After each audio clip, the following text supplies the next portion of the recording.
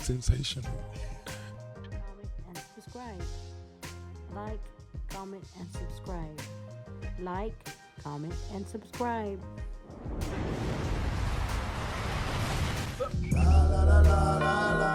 On Friday's WWE SmackDown, Jacob Fatu, son of former WWE star Samuel Fatu, nephew of WWE Hall of Famer Rikishi, and cousin of Roman Reigns, Jimmy and Jey Uso, and Solo Sikoa, made his on-camera WWE debut, decimating WWE champion Cody Rhodes, Randy Orton, and Kevin Owens before standing tall alongside Sikoa, Tama Tonga, and Tonga Loa as the newest member of the Bloodline 2.0. It's a moment that's been expected by WWE fans for some time now. Fatu let slip back in April that he'd signed with the promotion and was backstage at WrestleMania 40, provoking the question of why his debut had been postponed so far. Shortly after the blue brand faded to black, a new report from Fightful Select provided some details on Fatu's signing and the possible reasons for his delayed on-screen arrival. According to Fightful, one potential reason WWE waited to debut Fatu involves his criminal record. Fatu was arrested for robbery at 18 years old and incarcerated in Sacramento County Jail, where, as it happens, he saw his cousins, the Usos, on TV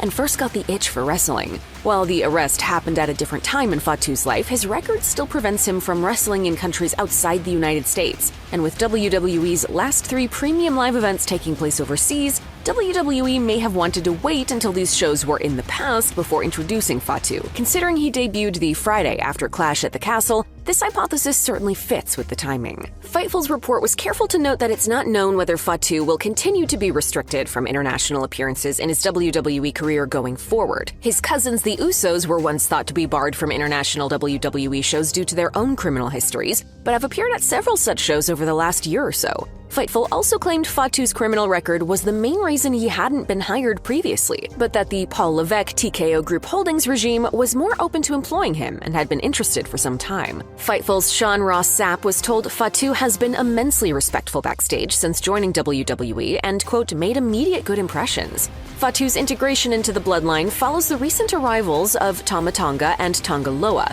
known in New Japan Pro Wrestling as the Gorillas of Destiny, and the first Tongans to be introduced to the otherwise Samoan faction. The connection between the Tongans and the Anoa'i family lies in Haku, Loa's father and Tonga's adopted father, who teamed with Fatu's father Samuel as the Islanders from 1986 to 1988 in WWE. Dwayne "The Rock" Johnson, who's connected to the Anoa'i family by blood brotherhood through his adopted grandfather, Peter Maivia, and who was prominently involved in the Bloodline storyline leading up to and during WrestleMania 40, has said he considers Haku an uncle. Fatu, Tonga, and Loa might not be the only new members of the Bloodline coming down the pike. A June report indicated that Tonga and Loa's brother, fellow NJPW star Hikuleo, may also be on his way to WWE to join the Bloodline, and Zilla Fatu, son of Samuel and Rikishi's late brother Umaga, teased his own WWE arrival in the wake of Jacob's debut. WWE will never be the same again. This past week was the craziest week in WWE. Monday night, the Wyatt 6 re-debut, and we were stuck on how the fuck will SmackDown even come close to this. But have no fear, the Bloodline is here. Enter the Samoan werewolf, Jacob Fatu. This might be a hot take to some of y'all, but to me, Jacob's Fatu debut was better than the Wyatt 6. I'ma tell you why. This motherfucker didn't take out Chad Gable, a few NXT stars that we don't know yet, and a few extras. This motherfucker went straight for the gatekeeper, Kevin Owens, Randy Orton, and none other than the WWE champion himself, Cody Rhodes. If that shit didn't make a statement, I don't know what will. I don't think you guys understand what is going on or what does it mean to have somebody like Jacob on the big screen. Yo, the energy, the moves, the style, the presence, the charisma that this dude is about to bring, not just to the Bloodline, but to the roster itself, is unmatched. His debut alone overshadows Solo Sikoa. Wait until you guys that don't know what Jacob could do in the ring get to see what this man could do in the ring.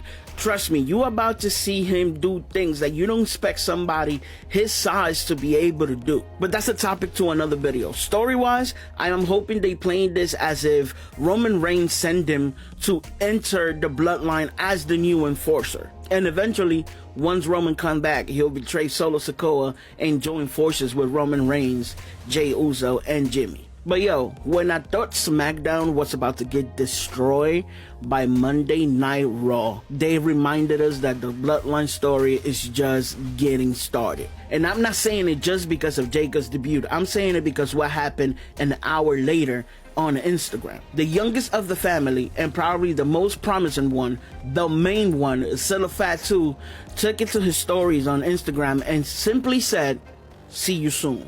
Yeah, you see where they're going with this, right? But yo, what's your thoughts on this? What's your thoughts on Jacob and how the WWE introduced him? Do you think he will align himself with Solo, or he would eventually align himself with Roman Reigns? Also, by the way, Tiffy no longer has the prettiest moonsault in WWE. Wait until y'all see Jacob in the ring. It's about to be fucking crazy. For those who don't know who Jacob is, make sure you go watch this video. It's a dope ass video my brother Storm put together. Mind you, this is only episode 1. He got a lot more footage to come. Check my bro out. Subscribe to his channel because he got a lot of content that you're not gonna see anywhere else coming up. Let's talk about it because that's what you follow me for. Or should. Jacob Fatu might not actually be a part of Solo's bloodline, and I found a few things that might prove that theory true. Real quick, if you like wrestling content, make sure to hit that follow button. So something the current regime has told us is that the small details matter. So the first thing I'm going to point out is when Solo hugged Jacob Fatu. So when Solo was anointing the Tongas as new members of the bloodline, Solo would go and hug them, and they would obviously reciprocate it back. But when Solo called Jacob over to hug him, Jacob did not hug him back at all. Second thing I noticed is that when Solo and Jacob put their ones up, we had Tama Tonga and Tongaloa visibly frightened or confused. Now to me this says that they weren't expecting this or they're scared of Jacob. And you'd think Solo would tell them that Jacob was going to be there before they went out there. So maybe that means that Solo didn't even know and he thinks that Jacob is automatically on his side. The third thing I found is that when they put their ones up, Solo and Jacob were side by side right next to each other on the same level. But when Roman was there as the head of the table, nobody stood in front or next to Roman, they were all behind him. Only time we had somebody stand side by side with Roman was The Rock, and a lot of us already suspect that The Rock might not actually acknowledge Roman as the tribal chief. So maybe this was showing that Jacob doesn't actually acknowledge Solo as the tribal chief. Maybe this means Jacob is on Roman's side, maybe this means Jacob's on his own and acting on his own volition, but let me know in the comments below. Solo, watch out for Roman Fatu or Jacob Fatu. That's the name, Jacob. Because he may not be in your bloodline.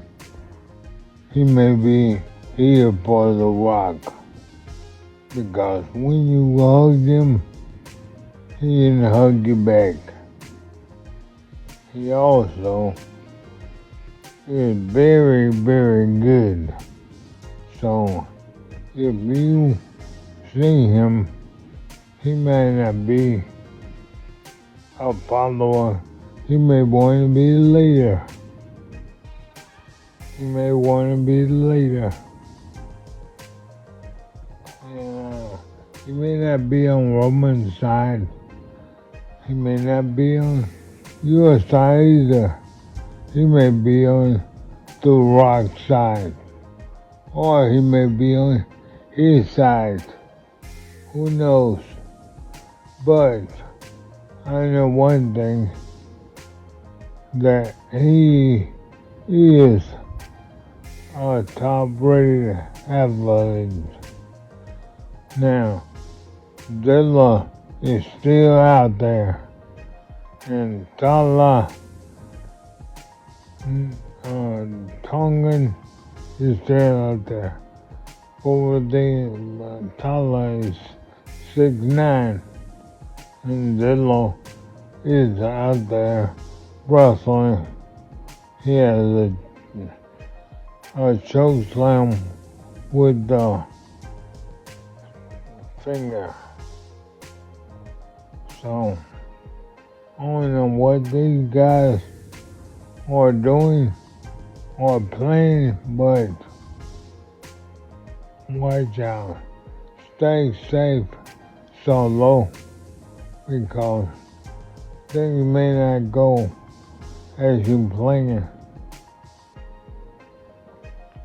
The other members of your group, they seem like they didn't know that he was part of the group. So,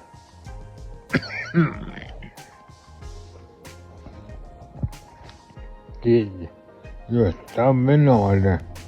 Make sure everybody's on the same page. Because if not, that could be bad for you.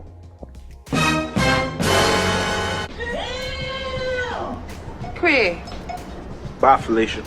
Be the best you can be. Love your family, love your friends. Spread love, not violence, not this virus. As always, peace.